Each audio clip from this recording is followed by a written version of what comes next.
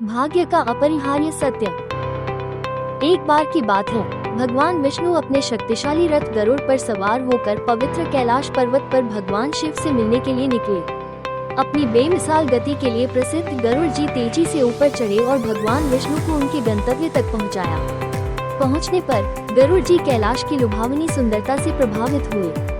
ऊंचे ऊंचे पहाड़ों से लेकर शांत प्राकृतिक परिवेश तक वे उस दिव्य दृश्य को देखकर आश्चर्यचकित हो गए जो भगवान शिव का घर था। अपनी प्रशंसा भरी निगाहों के दौरान उसकी नजर एक छोटे बहुरंगी पक्षी पर पड़ी। पक्षी की नाजुक सुंदरता ने उसका ध्यान आकर्षित किया, जिससे वह भगवान शिव की रचना के चमत्कार पर विचार करने के लिए मजबूर हो गया। उसे पता नहीं था कि यह मनमोहक पक्षी एक महत्वपूर्ण जीवन पाठ को आकार देने में महत्वपूर्ण भूमिका निभाने वाला था। जैसे ही गरुड़ जी पक्षी को निहारते रहे, मृत्यु के देवता भगवान यमराज कैलाश पर्वत पर प्रकट हुए। सम्मान के कारण गरुड़ जी ने भगवान यमराज को झुककर अभिवादन किया और बदले में उन्हें यमराज का आशीर्वाद मिला। हालांकि गरुड़ जी ये देखे बिना नहीं रह सके कि भगवान यमराज की नजर छोटे पक्षी पर टिकी हुई है। यमराज की गहरी और पैनी नजर ने गरुड़ जी को बेचैन कर दिया, जिससे उन्हें पक्षी के भाग्य के बारे में चिंता होने लगी। पक्षी को किसी भी तरह के नुकसान से बचाने के लिए गरुड़ जी ने सोचा कि भगवान यमराज की निगाहें पक्षी की मृत्यु का संकेत दे रही हैं। पक्षी की सुरक्षा के लिए चिंतित गरुड़ जी ने अपनी देखभाल में मौजूद नाजुक जीवन को बचाने के लिए तुरंत कार्य करने का फैसला किया। तत्परता की भावना के साथ गरुड़ जी ने अपने शक्तिशाली हाथों में छोटे पक्षी को नाजुक ढंग से पकड़ लिया और कैलाश पर्वत से बहुत दूर आकाश में उड़ गए।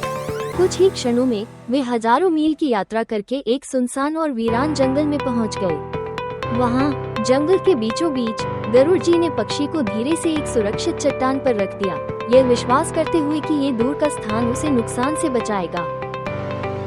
उन्होंने मन ही मन पक्षी की सुरक्षा के लिए प्रार्थना की और ईश्वर से उसके जीवन को बचाने के लिए हस्तक्षेप करने की प्रार्थना की।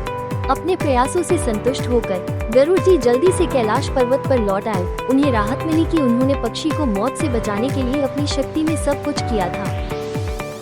कैलाश पर्वत पर वापस आकर भगवान शिव से मुलाकात हुई और भगवान यमराज बाहर निकले। एक बार फिर गरुड़ जी ने मृत्यु के देवता के सामने विनम्रतापूर्वक सिर झुकाया। अपनी जिज्ञासा को रोक पाने में असमर्थ गरुड़ जी ने पूछा, हे भगवान यमराज, जब आप कैलाश में प्रवेश कर रहे थे तो मैंने देखा कि आप छोटे रंगीन पक्षी को आश्चर्य से देख रहे थे। क्या मैं पूछ सकता हूँ कि क्यों? सौम्य किंतु गंभीर स्वर में भगवान यमराज ने उत्तर दिया, वो पक्षी। जब मैंने उसे देखा तो मुझे एहसास हुआ कि उसकी मृत्यु का समय आ गया है। हालांकि उसे यहाँ कैलाश पर्वत पर मरने के लिए नहीं बनाया गया था। उसे हजारों मील दूर एक निर्जन जंगल में अपना अंत मिलना था, जहाँ एक सांप उसे खा जाएगा। उस समय मैं हैरान था, सोच रहा था कि यह पक्षी इतनी जल्दी इतनी दूर की जगह कैसे पहुँच सकता है। लेकिन अब मैं समझ गया हूँ, पक्षी पहले ही चला गया होगा, उसका भाग्य पूरा हो चुका है। गरुड़ जी पर यह शब्द बिजली की तरह गिरे। उन्हें एहसास हुआ कि उनके अच्छे इरादों के बावजूद उनके कार्यों ने अनजाने में पक्षी के भाग्य को सील कर दिया था। उसे ठीक उसी स्थान पर ले जाकर जहां उसकी मृत्यु नियत थी, उन्होंने अनजाने में भविष्यवाणी को पूरा करने में सहायता की थी। गहन चिंतन करते हुए गरुड़ जी ने घटनाओं की इस श्रृंखला द्वारा प्रकट किए गए गहन सत्य को समझा। कोई भी व्यक्ति, चाहे उसकी शक्ति या इरादे कितने भी हों, भाग्य के मार्ग को नहीं बदल सकता। मृत्यु जीवन का एक अपरिहार्य हिस्सा है और यह नियत समय और स्थान पर आती है, चाहे इसे टालने के कितने भी प्रयास क्यों न किए जाएं। कहानी ईश्वरीय इच्छा और भाग्य की पूर्व निर्धारित प्रकृति में हस्तक्षेप करने के प्रयास की निरर्थकता को दर्शाती है। ये सदियों पुरानी कहानी हमें ये याद दिलाती है कि मृत्यु अपरिहार्य है और नियति को टाला नहीं जा सकता।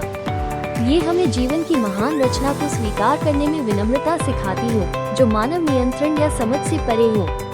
जबकि गरुड़ जी ने करुणा और साहस के साथ काम किया, उनके कार्यों ने केवल ये साबित किया कि कोई भी जीवित प्राणी, बड़ा या छोटा, ईश्वरीय योजना से बच नहीं सकता।